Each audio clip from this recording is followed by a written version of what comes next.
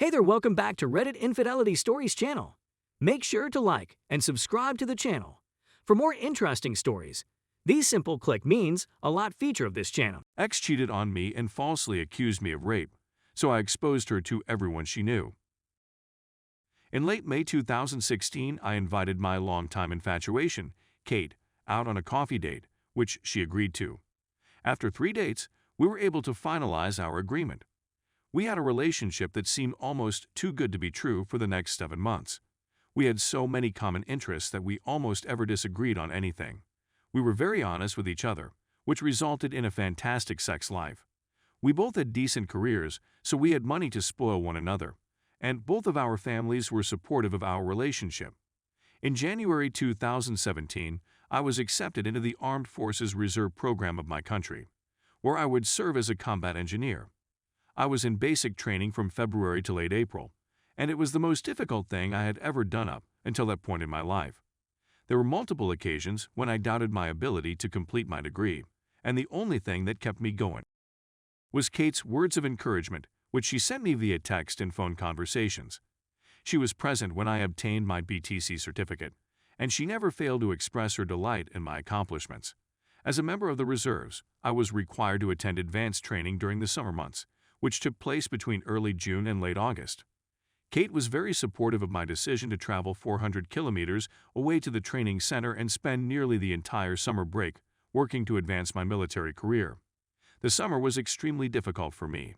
I was a social outsider from every clique that formed on our course and was the brunt of countless jokes throughout the summer.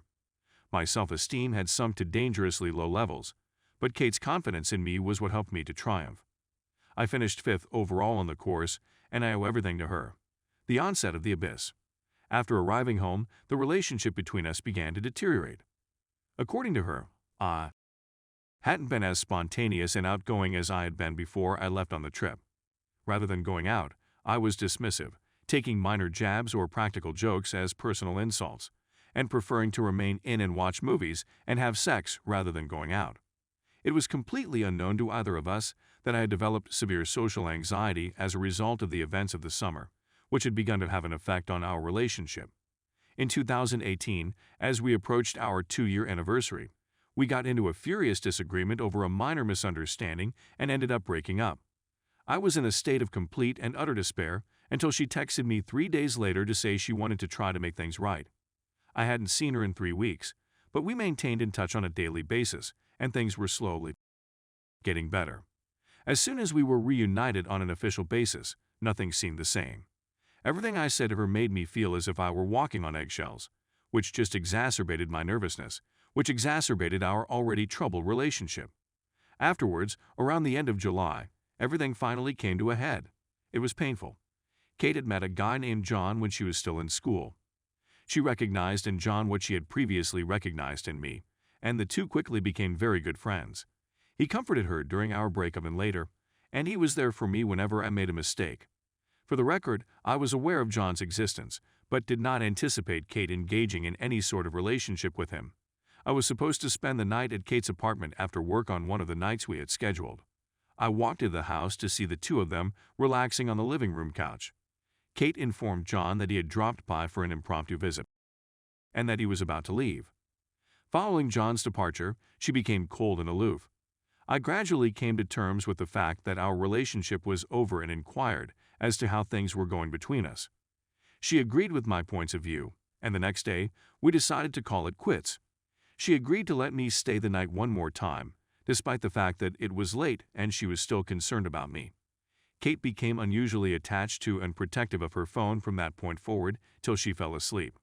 In the past, she wouldn't have cared if I happened to glance over and see her and her pals texting about whatever they were talking about, but now she was doing everything she could to keep the device hidden from me.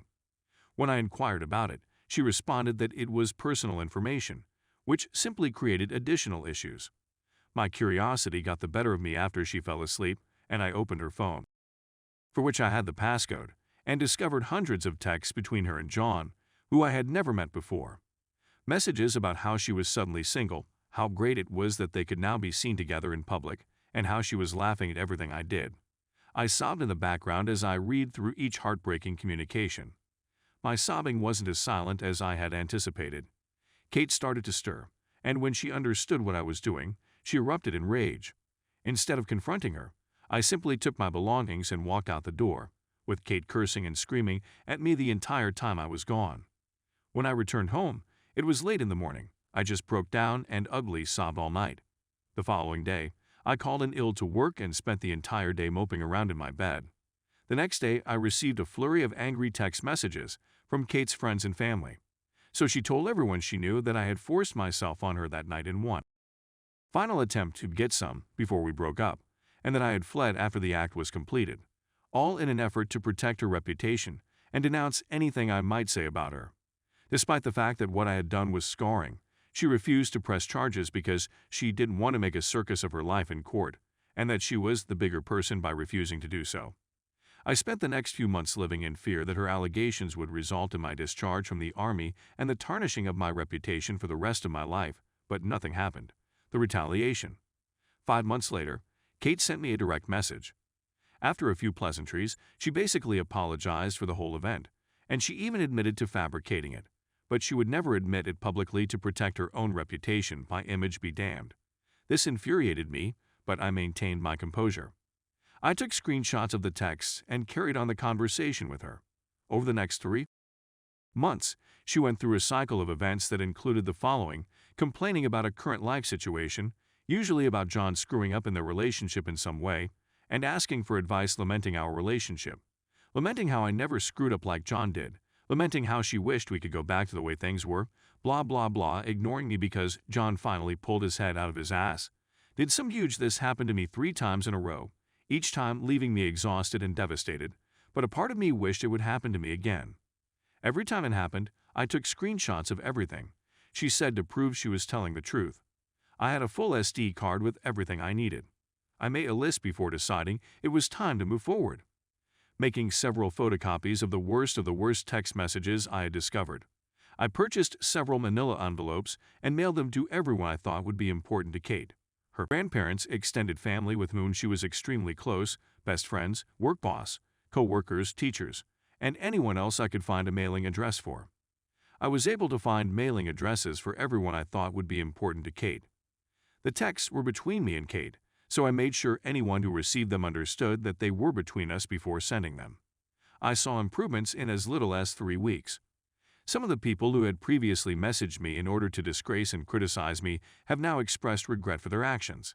My favorite letter came from her own parents, who went on to say that they were deeply sorry for their daughter's behavior, that they had raised her to be better than she acted, and that they asked that I not pursue legal action. The idea had crossed my mind, but I lacked the financial means or the mental fortitude to fight a legal battle. I assured them I'd think about it and that they'd be the first to know it. I decided to go ahead with it other than Kate. Kate also texted me, saying things like, "How could you betray my trust in such a way?" and "You ruined my life, you bastard," among other things. Without responding, I simply read every angry text that came in with a delighted grin and then banned her when the messages stopped coming in. While I never learned the full extent of the damage done to her life by my vengeance, I do know that she dropped out of school and no longer had a place to call home. I'm hoping John was worth the effort. Edit. Thank you so much to everyone for their lovely words of encouragement. I realized that a lot of people were concerned about my mental health, so I decided to alleviate their concerns. After 3 months of therapy sessions, I made considerable strides in my recovery from depression. I can't even begin to express how grateful I am to her for her assistance in restoring some sort of normalcy to my life. Thanks for watching the video. Make sure to like and subscribe to the channel.